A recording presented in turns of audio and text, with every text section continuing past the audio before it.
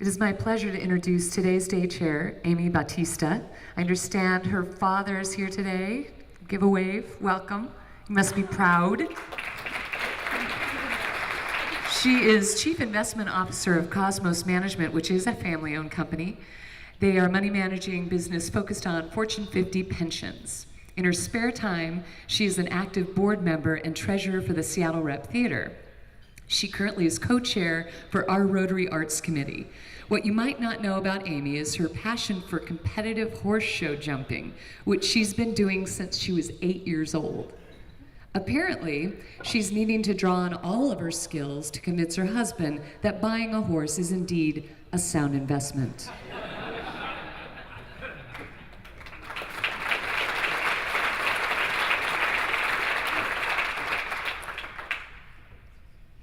So the running joke in my family was at age 16, they knew I was going to go into finance. What I think all of us didn't know was how important signing up for a pottery class in high school was going to affect my life. It led to 8 years of pottery, and if you were going to ask me what was some of the most impactful parts of my school career, it was those classes. Arts participation in school has shown to increase student engagement, increase attendance, higher graduation rates, lower disciplinary rates, and overall academic gain. Participation in the arts is also linked to increased oral language skills and mathematical achievements. In 2011, a grant by the Wallace Foundation allowed the Seattle Public Schools Partnership to conduct a needs-based assessment around the states of the arts education in our public schools.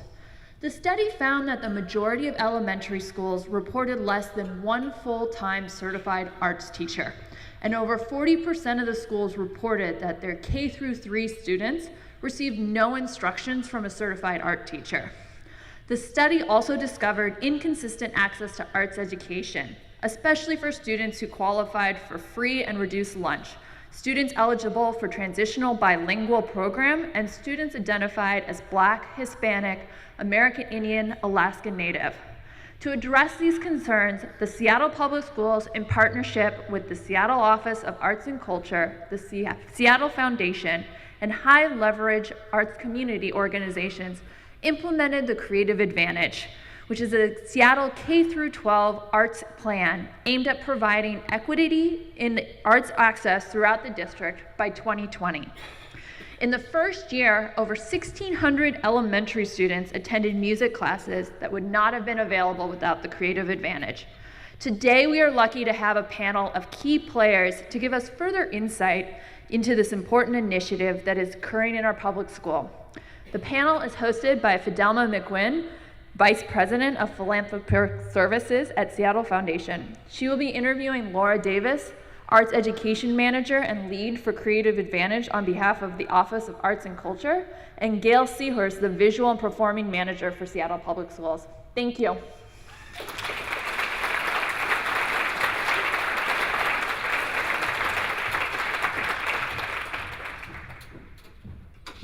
Good afternoon, everyone.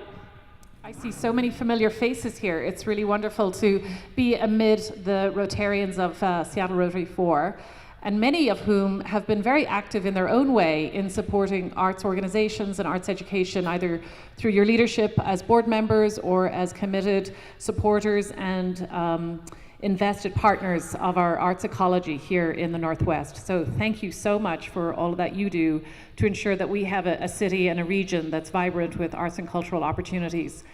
However, many of our young people haven't had that privilege and that opportunity.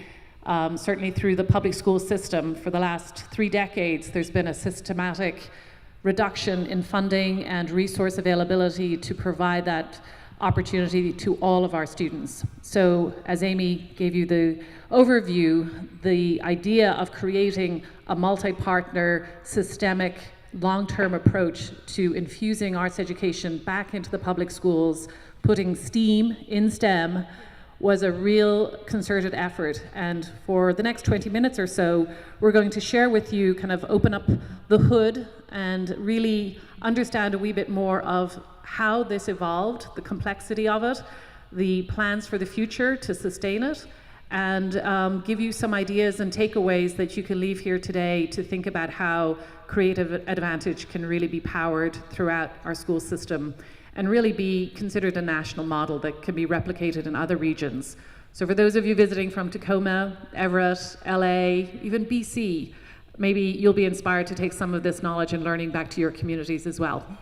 So with that, I'm delighted to have colleagues, cohorts, co-conspirators on the journey of creative advantage with me. Gail and Lara, great to have both of you here. I should also mention my role at Seattle Foundation as my job enabled me to help much of the work that we've done in harnessing and galvanizing private support for this venture. But I also have the privilege of serving on the Seattle Arts Commission as a volunteer citizen activist. So I've seen the evolution over my 6 years on the commission of the work to bring arts education back into the school system.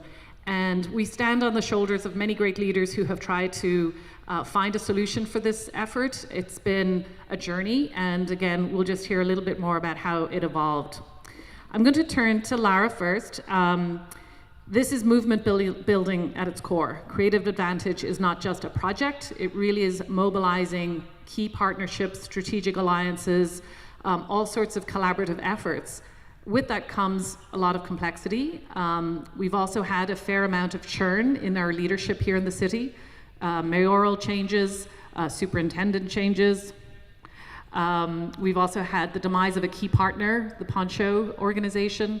So how did you affect, taking those hurdles and actually progressing beyond them to have some forward momentum when there was so much change and turmoil that you had to navigate? Can everybody hear me? Okay, great. That's a really good question. Seattle is not unique in the amount of superintendent changeover. That's kind of a national trend, but we have had some significant changeover in leadership since the inception of the Creative Advantage. We were talking about this earlier, and I love what Gail said. She said when she first got connected to the Creative Advantage, she was really blown away by the enthusiasm and the stated commitment by all of the partners to really move this work forward. So the city and the school district and our high leverage community partners like Arts Corps have been doing this work for a really long time. And I would say at the foundational level, something that has really supported the work is a partnership, which is called the Arts Education Partnership, between the school district and the Seattle Arts Commission. That goes back 9 years. This partnership was responsible for reinvesting in key capacity at the district to focus on the arts. So 9 years ago, there wasn't a visual and performing arts manager at Seattle Public Schools. That's a person in curriculum and instruction to oversee the arts. So this partnership was really focused on reinvesting in that capacity and was really starting to look at equity and access and who was participating in the arts and started to center that as a goal. And as was mentioned, I think in the introduction, that partnership garnered the attention of the Wallace Foundation, which invested $1 million in a 16 to 19 month planning grant, which allowed multiple stakeholders to come together for us to really get clear on our goals and our strategies for this work and really begin to move it forward. And lastly, I would say this is what's called a collective impact model. I know that that's a buzzword like a lot of things, but really at the end of the day, what that means is we have public and private entities coming together, community partners, and a number of folks who have a vested interest and a stake in seeing this work really move forward. And so because of that construct, we're committed to doing the work at each and every level. So I think that that gives us a really good foundation for moving it forward. And I understand, Gail, from developing this partnership model, both SPS and the schools see it really as a way that can be replicated for other non-arts enterprises. So maybe you could speak to a wee bit about how the learning that this collaborative model has evolved to then be used in other areas that our city needs to be challenged with. Yeah, so with this partnership, having staff, having dollars coming together in order to move the work forward, as Lara was saying, everybody has a stake in the game, has literally bought in. And so a small example of what that looks like, even in Seattle Public Schools, my predecessor, Carrie Campbell, who was the Visual and Performing Arts Manager, before me was promoted into the School and Community Partnerships department. And what she strategically did was she took part of the creative advantage into her department as I came into the visual and performing arts program. So what we're doing in that is we have a shared interdependency even within Seattle Public Schools. So rather than departments working siloed, we're working together and bringing that leadership with the Office of Arts and Culture. And so nationally, the Creative Advantage is a model that other school districts are looking at when they're looking at how they're going to create equities within their school systems around the arts. And it's also a business model that can work, and we're able to provide some historical background on how to make it work. That's great. Thanks, Gail. Can I add something really quickly to that? Is something that's incredible about this work, I think, is back in 2011, Seattle Public Schools switched over to a neighborhood reassignment plan. Before, families and young people could choose where they wanted to go, and now it's you go to your neighborhood school, kindergarten through 12th grade. And what that did was it unearthed a lot of inequities. We started to see where arts programming was really rich, where the resources were strong, and in what neighborhoods they weren't. So our approach is really around this sort of K-12 continuum or pathway. So in your neighborhood, you have predictable and comprehensive access. And that's also, as I understand, being looked at as a model for other content areas within the school district. So our work through the Creative Advantage is really sort of galvanizing models even within Seattle Public Schools for how to approach, pathway learning. The arts are just trailblazing, leading the way. Great. Let's, from a systems level, that's incredibly exciting, but let's talk about the practicalities of it, Gail, and maybe looking at the pilot of the central pathways, K through 12, as Lara mentioned. What happens from elementary to middle school to high school? What's kind of the experience of the students? Okay. I'm going to give a little bit of background in terms of how Seattle Public Schools is investing in this. We're investing in it around infrastructure, around certified staff being put in schools, and by giving resources for that instruction to be realized. And so in terms of when we talk about a pathway approach or a regional approach, one of the things that we're doing is, so if you have a high school, like Chief Sealth International High School, and a middle school, Denny International Middle School, and all the elementary schools that feed into that, that creates your pathway. So when we're talking about a continuum of learning with the neighborhood model, we have an opportunity and an obligation to make sure that a student in kindergarten can follow that pathway of arts all the way through 12th grade. So in terms of providing and changing the system, that's one of the things that we're trying to do. And in terms of what this looks like, I would say Carlos is a really great example of what a student's experience looks like in the classroom. We have an opportunity and a responsibility to provide opportunities for all of our students in Seattle Public Schools to have access to the arts. One of the things that we know the arts provides is experience in 21st century skills. And I honestly feel like that's a term we throw around a lot. Collaboration, communication, creativity and critical thinking, perseverance, growth mindset. These are all habits that we practice in the arts as we're making art. And one of the things that we're trying to do in Seattle Public Schools, particularly with our partnership with ArtsCorps, is make those skills that students are doing in the arts transferable to the other subject areas, transferable to other areas in their life, so that when they leave high school and they go to college and they make choices about what their career is going to be, they have those habits, whether it's in the arts or whether it's being a lawyer, they have those skills that they can move forward. And an example in one of our schools that we've invested in the Central Pathway, it's the Seattle World School, which is our transitional bilingual school. So if you're new to this country, you'll go to the Seattle World School.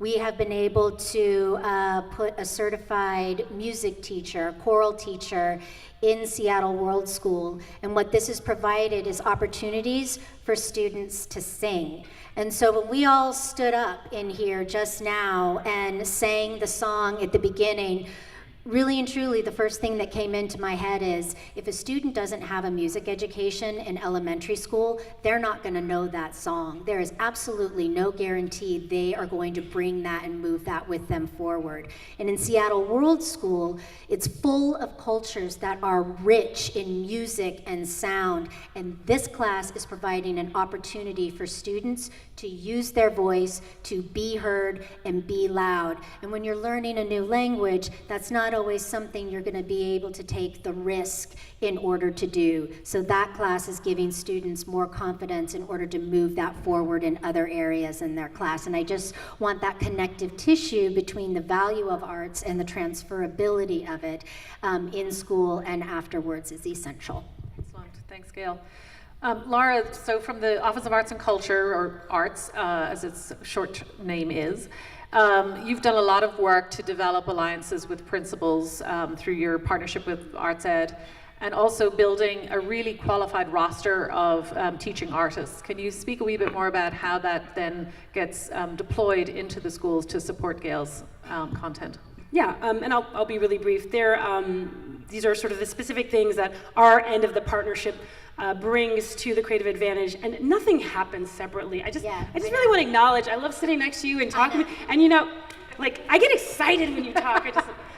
But we get to collaborate, and I think that is no small thing, right? To have these two bureaucracies that move very slowly, working towards a common goal, and really following the lead of some of our incredible community partners like Seattle Art Museum and Arts Corps and different groups who have been doing the work for the last 30 years and bringing that all together. So I just have to say that because I'm really grateful. So the Office of Arts and Culture is supporting, our mission is to support artists and arts organizations. So our work is really around teaching artists and the community arts organizations that are partnering with Seattle Public Schools. So we maintain a roster that we vet and add folks to each year, and really work to coordinate and align the partnerships with Seattle Public Schools in order to meet those regional goals and those school goals, and really to honor what it is that those artists, teaching artists and organizations are bringing to that community. We are also investing in growing and deepening the quality of the field. So we work with Seattle Art Museum to provide incredible professional development and annual institute and ongoing professional learning series, so that teaching artists are leading with a culturally relevant framework. They are teaching to 21st century skills. They are really drawing their creativity into a place that can connect to young people and have an awareness really of the structural and oppressive barriers that have existed within these systems, so that they can be an agent for change and for partnership in that work. And we're also overseeing a comprehensive evaluation, which is really important. That's about telling the story of the work, the impact that all of these collective efforts are having on the system, the school district, and our young people. And we also are investing in some of those high leverage partners that I mentioned, who are doing this sort of ground level foundational work that is really helping to begin to shift the culture to one that is more embracing of arts education in Seattle Public Schools. So all of this requires resources. We can't not talk about money, so wait for it. It does require a combination of public resources and private capital to make this happen. For the pilot series, the city, both SPS and the Office of Arts and Culture, invested jointly about $1 million to kickstart this, separate to the $1 million that was part of the Wallace Foundation's grant initially to do all the planning. The Wallace Foundation declined to reinvest for their own various different reasons. So we went on a journey to mobilize resources locally. And in fact, I would say it kind of galvanized our commitment to making sure it happened. So about $1.5 million was invested for the first 2 years to get this going. What's the long-term plan relative to sustaining this effort and speaking to opportunities with the levy? Can you address that? And I think Gail will talk more about sort of public education and the needs in order for this work to be supported long term. So we'll be in here that till vein. 4 people. No. Okay. We'll give you a couple of statements. But in terms of the Office of Arts and Culture, I mean, through the city, we will continue to invest in supporting teaching artists and arts organizations to have the resources and the skills that they need in order to do their best work. So around professional development, that'll be something that we continue to support. But we also have a $236 million Families and Education levy that's facilitated through the Department of Education and Early Learning, which is in the city of Seattle. And we would like to unlock those public dollars to also engage many more teaching artists and organizations so that their work can be included in the teaching and learning to help close those opportunity gaps that Elizabeth was talking about earlier that really exist in the public education system. And those resources can also support partners to provide intervention strategies, right? When young people are seen as not meeting standard or not doing well, really we need to unpack that further and understand that they might not have access to the highest qualities of learning, and we need to engage the arts in that to make it happen. So that's the piece about supporting the partners, and you can talk more about certified arts instruction and the long-term plan for money from the state. Money from the state. Yeah. McCleary. Raise your hand if you've heard of McCleary. All right. Well, so to launch a pathway, this pathway model we were talking about, is approximately $550,000 that the school is making an investment in over a 4-year period, just to give you a sense of scope. And we have, how many is it? 9, 11 pathways in Seattle Public Schools? 8 now, but we're going to be growing till 11, just so give you a sense of what it is that we need to do in order to make sure we have certified staff and we have resources in order to implement the arts. So there's some initiatives out there that we need to be paying attention to that are going to make a difference in how public school districts decide to utilize their funds in order to meet the needs that they have in their particular school districts. So McCleary is one of those. And we know that our superintendent of public instruction at the office of, OSPI, Office of the Superintendent of Public Instruction, Randy Dorn, thank you very much, is not super pleased with, because thank you so much, because we do need more. But even with what we do get, it's our responsibility at Seattle Public Schools to make sure that we are strategic in finding the appropriate place for the arts so that we are systemically changing the way in which the school day looks and the education that students receive. Rather than relying on an increase of a budget each year, which is one of the challenges. If you're budgeting each year, as you know, that becomes a challenge in order to ensure that a long-range plan can be instituted. So we're really looking to what's happening in legislation, what's happening with smaller class sizes. These are all opportunities for us to be really creative in terms of how we sustain the work of the creative advantage. Well, we'll pause on questions for the moment and open the floor to questions from the audience. And we'll share this microphone.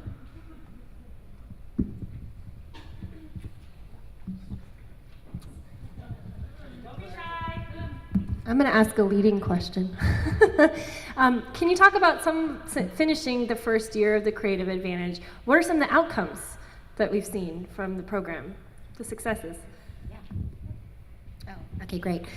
So one of the outcomes of the first year, I believe you mentioned this, we had up to 1,700 students receive music instruction that previously didn't in the Central Pathway, which is Washington Middle School, Garfield High School, and 6 elementary schools received teaching in order to receive music.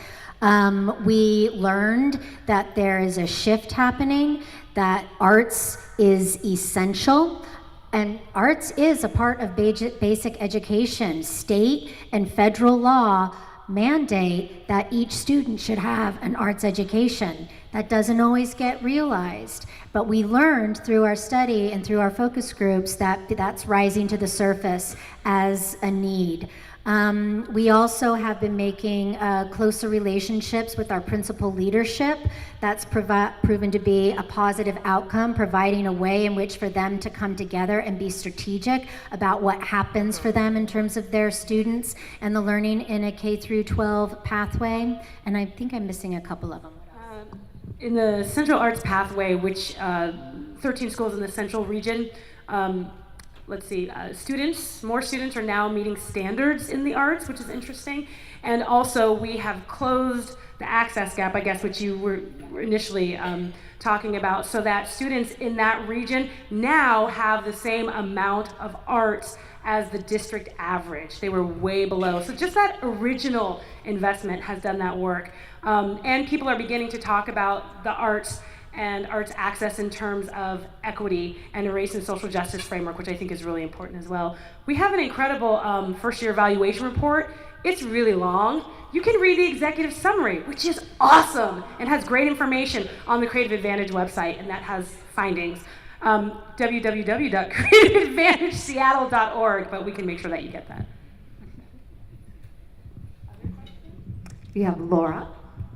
Thank you very much for your time. You mentioned standards for the arts as part of the evaluation process. So I'm interested in those standards. Are they around process? Are they around factual understanding of various art forms? And I think about Seattle as a center for gaming in the United States, and the knowledge of the arts is critical to inventing those games, the references in those games to past history, mythology, etc. So can you speak to that a little bit further? I'll speak to, okay, deal. Standards. So Washington State standards currently have an emphasis on arts skills and techniques. And so the work that we've been doing with Arts Corps over the last 5 years has been about incorporating 21st century skills in an intentional way as part of those discrete skills and techniques. So providing opportunities for students to be metacognitive, to think about their thinking when they are collaborating, how they're doing it, what it is that they're doing it, so that it can stick with them and transfer. And it's also providing a space for classroom teachers to be more free in their instruction, because we're creating more space and more time, which time is so short in schools, but more time for students to process. So that kind of processing of what it is that you're doing and making is essential when making art and doing other kinds of learning. The national standards are incorporating 21st century skills into their standards, and that's all under construction right now. And so what we'll probably see in Washington State within the next 2 years is a transition to the national standards and or a combo platter between what we have now and the national standards. Because in terms of skills and techniques, the Washington State standards are very strong and very reliable, but we could use a little bit more in terms of the creative processes that take place when making art. And you had mentioned gaming and the connection of arts education, and the fact that here in this region in particular, we have a strong creative industries. Creative industries represents 4.3% of the GDP, of the gross domestic product. That's $698 billion, and that's 31,000 jobs in the Seattle metro area. So when we're talking about investing in young people so that they have access to opportunity here in this city long term, that's a big deal. And it's not, I mean, that's a critical piece, their economic vitality as an individual, as a community member, and for our community and our city as well. I think that's really important. They're the innovators, but they also need to have access to what we have here and take it to the next level. So I think that those stats are important to be aware of. Thank you so much.